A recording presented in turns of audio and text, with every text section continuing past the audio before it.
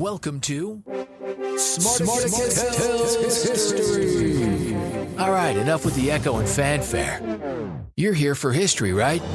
And not that boring crap you learned in high school. This stuff's actually interesting. Like things you've never heard about the Civil War, Cleopatra, automobiles, Monopoly, the Black Plague, and more. Fascinating stories, interesting topics, and some downright weird facts from the past.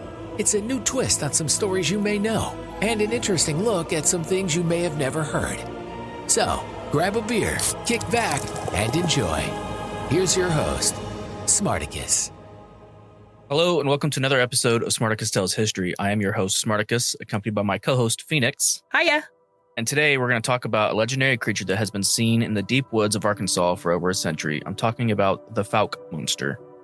We're going to do food first, and Looks amazing. I don't know how yours looks. it looked really good. I didn't put mine on buns. I put mine on sourdough bread, Nice. That'll be just as good. and I toasted it beforehand. Right on. So I toasted it with butter, and I mean the butter obviously doesn't toast it, but so this is I didn't even pull it up here. It's just pulled pork. Mm-hmm. Because we're in a relatively general area. But it's an Arkansas staple. It is called Pulled pork. just sweet and spicy slow cooker pulled pork. You can cook it in the crock pot or the oven. Mm-hmm. We both did the crock pot, I believe. Yes.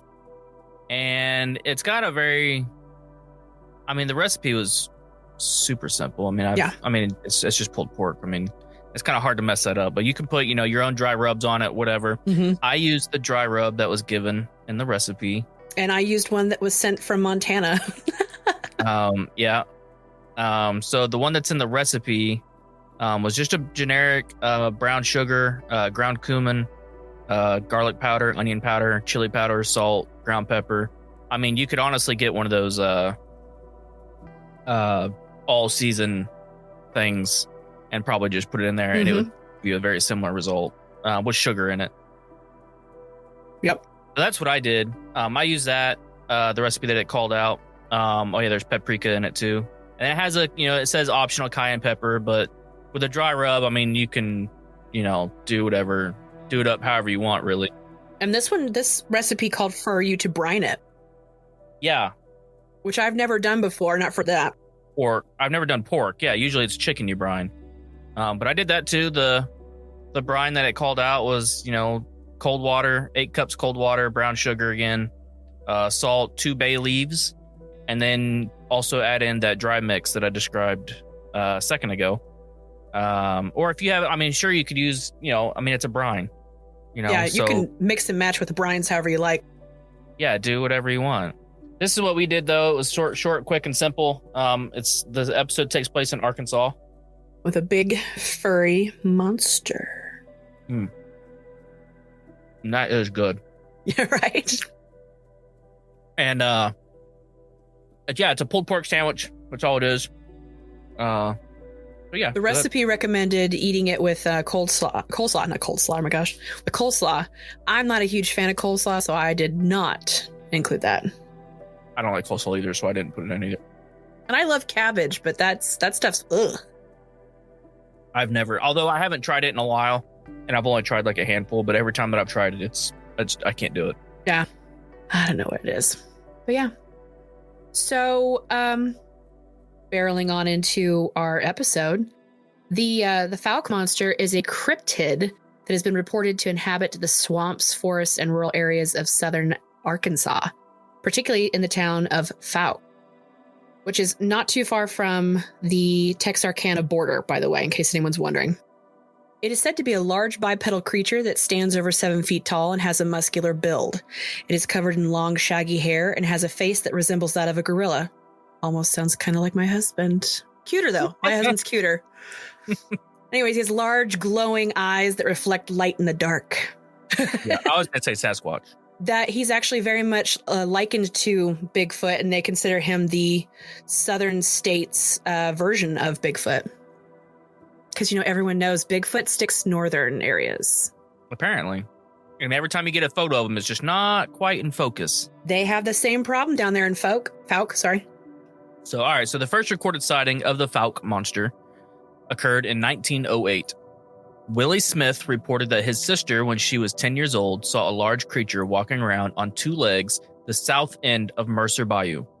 However, it wasn't until 1973 that the Fouque Monster gained national attention after the release of a movie called The Legend of Boggy Creek, which dramatized the sightings of the creature in the area.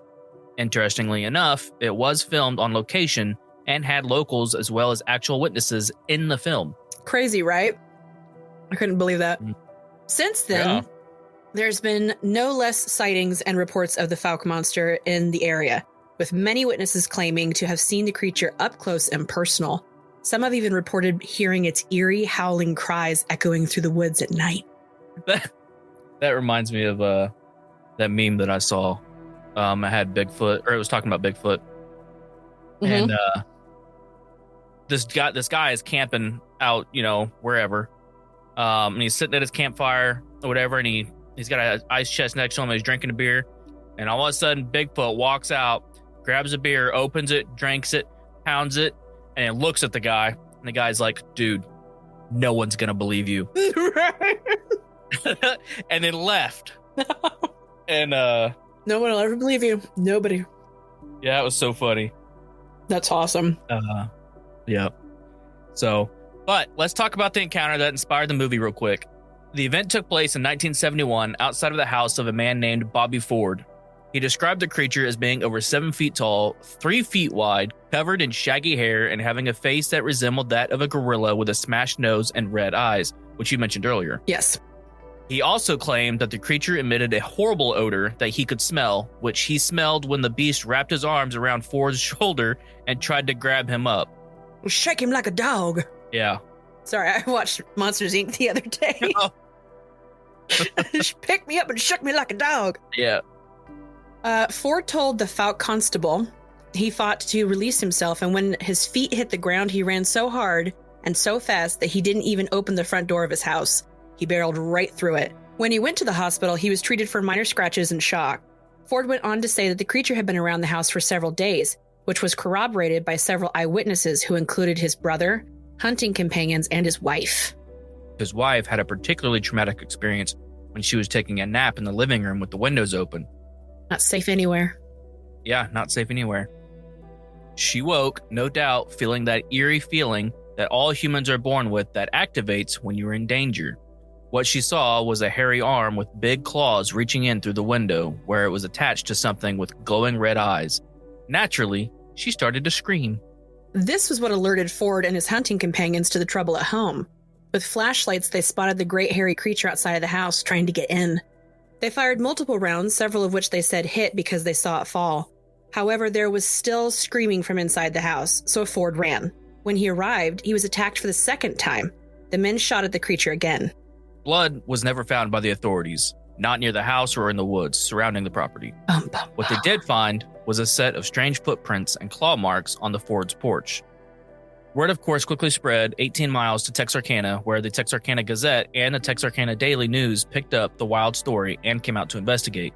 What Jim Powell, the reporter, found was the Ford family packing in a hurry and moving out. They were gone. I thought that was so crazy. Like, I don't want to talk. I'm leaving. Yeah. What the reporter Jim Powell found was the family packing in a hurry and moving out. They had only lived there 1 week, but they were absolutely done. Powell was the one who wrote the article that the Associated Press and United Press International circulated out to the rest of the nation with the words, Fouque Monster on the top. Of course, as said before, there were sightings of this big, hard-to-authenticate creature since the early 1800s. One of which was by James Lynn Crabtree back in 1965. As written by Lyle Blackburn from Cryptomundo.com, one of the most influential and important sightings of the Fouque Monster occurred when Lynn was 14 years old. He allegedly encountered it one evening in 1965 while squirrel hunting near his home. The creature had apparently chased some horses into the waters of the Crabtree family lake when it noticed Lynn and began to advance. Lynn fired 3 times with his shotgun before running back to the house in a panic. So, fun story. Oh, I thought I wrote that. I was like, what? No. My cousins are crab trees. Really? They could be related. It's possible. Probably not. It's possible. That was written in April 2011 when Crabtree died of natural causes. While the Fords, after their encounters, fled Fouque, the Crabtree family, James, who preferred to be called Lynn, was a pipeline welder for most of his life and continued to live on the Crabtree family property until he died, minus the time he spent in the hospital toward the end. Interestingly, it wasn't Lynn who spoke of his encounter, but his father, who everyone called Smokey. He wrote about it in his journals, while Lynn all but refused to speak on it. Whether from trauma or fear of the ridicule, he was silent until his death. Which I kind of thought was sad. I mean, you had a crazy, wild experience. You should talk about it just a little bit. But I mean, you're already on your deathbed. I mean, right. What are they going to do? Right. Despite the numerous sightings and reports of the Fouque Monster, there has been no concrete evidence to prove that the creature exists. Aside from questionable cast molds of feet and blurry pictures, much like, Bigfoot, many of which have been placed into the Fouque Monster Mart, which is their local museum of all things Fouque Monster. However, there has been several theories put forward as to what the creature could be. I bet you a pretty cool store. Oh, the pictures online are awesome. If you get a chance, go look at them. It's probably a lot like the Roswell stuff. I think so. Yeah. Mm-hmm. All right. One theory is that the Fouque Monster is simply a misidentified bear. According to this theory, witnesses may have encountered a large, dark-colored bear that was standing on two legs, giving the appearance of a bipedal creature. However, this theory does not explain the glowing eyes or the foul odor that witnesses have reported, which has been likened to a wet dog and skunk. Well, I mean, it's a bear out in the wild. It could have, rolled around in something. I thought the same thing, but they're very consistent. It's a wet dog and skunk smell, not bear scat smell. I know. I thought the same exact thing. Another theory is that the Fouque Monster is a type of undiscovered primate, which still kind of, I'm like, really? But okay. Similar to the legendary Bigfoot, as we discussed earlier. According to this theory, the creature could be a member of the hominid family, such as Gigantopithecus or a Sasquatch. However, there is no concrete evidence to support this theory either. It's because it ain't real. Sorry, I know there's always a party pooper. It's a demon. That's why he has the red glowy eyes. Yeah. It's man, bear, pig. I said the same thing when I was writing it up. Oh my gosh. All right. Some skeptics have even suggested that the sightings of the Fouque Monster are simply the result of mass hysteria or hallucinations. However, this theory does not explain the consistency of the reports and the similarities in the descriptions of the creature. Well, I mean, it kind of does. Yeah, but throughout the last century and some extra change, they never change it. But, I mean, that could just be because they've heard the same story and they're possibly just repeating it. That is possible, but not if you consider how far back it goes. Some of those people, like the Ford family, had never heard of him. Yeah. And they physically encountered him. Well, they said they've never heard. Well, if you're going to be a party pooper and rain on the parade. I am. I'm going to be a party. I'm going to rain all over the parade. All over. There's no more parade. Get out of here. Boo. No one wants you here. That's right. Take your Fouque Monster and go. And let's not forget that it was reported by the authorities that there were claw marks on the Ford's front porch. Physical evidence is always hard to argue with. I mean... You're still going to argue? Go ahead. You can make false claw marks. You can. But why would you do that and then run away the next day? I don't know.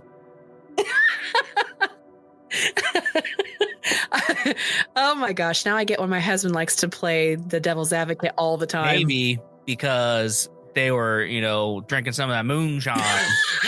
It is really popular out there. And token the good stuff. And maybe they were maybe they're making their own, pooch, and It's they the just hills. hallucinated it. They are definitely doing some stuff out there. Who knows? Well, regardless of what the Fouque Monster may or may not be, it has become a part of the folklore and legend of the southern United States. The creature has been the subject of countless books, articles, tongue-in-cheek movies, and documentaries, and has even inspired a whole subculture of cryptid enthusiasts and researchers. One group of researchers who have been studying the Fouque Monster is the Southern Bigfoot Alliance, a small team of investigators who specialize in researching Sasquatch and other cryptids in the southern United States. The team has conducted several expeditions to the Fouque area, using a variety of methods to try and capture evidence of the creature's existence. One method that the Southern Bigfoot Alliance has used is trail cameras, which are motion-activated cameras that are set up in the woods to capture images of wildlife. The team has set up several trail cameras in the area where the Fouque Monster has been reported, hoping to capture an image of the creature. The team has also conducted several nighttime stakeouts in the area, using thermal imaging cameras to try and detect the creature's body heat. And if he's that flippin' big, they should be able to find something. I mean, you would think. However, despite their efforts, the team has yet to capture any concrete evidence of the Fouque Monster. A possible explanation for the lack of evidence could be that he's not real. The thick woods and swamps make it difficult to navigate and search for evidence, and the creature's nocturnal habits make it even more challenging to spot. Another possible explanation could be the creature's intelligence and pervasive evasiveness. If the Fouque Monster is indeed a type of undiscovered primate, it is likely to have developed a heightened sense of awareness and survival instincts, making it difficult to capture or even observe. Personally, I lean toward the school of thought that there are things in the world that need to be left the heck alone. Like Latinos Against Spooky Shit says, if you heard it, no you didn't. Shout out, honey, I am a huge fan. And people in Appalachia in deep forested areas around the world all know whatever it is out there, if it knocks on your door, don't answer. And if you need to go outside at night, know the hell you don't. Yeah. Go to bed. Take some medicine and go to bed. Yep. Despite the lack of concrete evidence, the legend of the Fouque Monster continues to thrive. The creature has become a part of the local folklore and has inspired countless stories, songs, and even a festival in the town of Fouque. The Fouque Monster Festival is an annual event that celebrates the legend of the creature, featuring live music, food vendors, and a variety of activities and events. Sounds The fun. festival has become, it does sound fun. The festival has become a popular attraction for locals and visitors alike, drawing people from all over the country to celebrate the legend of the Fouque Monster. One of the most interesting aspects of the Fouque Monster legend is the cultural significance that it holds for the people of the region. But it isn't unusual for such creatures with mysterious habits and elusive appearances. The legend of the Fouque Monster is just one example of the many cryptids and creatures that have captured the imaginations of people all over the world. From the Loch Ness Monster to the Chupacabra. These creatures represent a deep-seated fascination with the unknown and the mysterious. Who knows, maybe one day the Fouque Monster will finally reveal itself and we will be able to uncover the truth behind one of the most enduring legends of the American South. We want to thank you for joining us this episode of Smarticus Tells History. We hope you enjoyed learning about the Fouque Monster, and if you have any stories or sightings of your own, we would love to hear them. Until next time, stay curious and keep searching for the unknown. Thanks for listening to Smarticus Tells History. If you enjoyed this episode, don't forget to rate and review and make sure to subscribe. And be sure to follow the show at facebook.com/Smarticus Tells History. Or just click the link in the show description. Thanks again for listening. See you next time.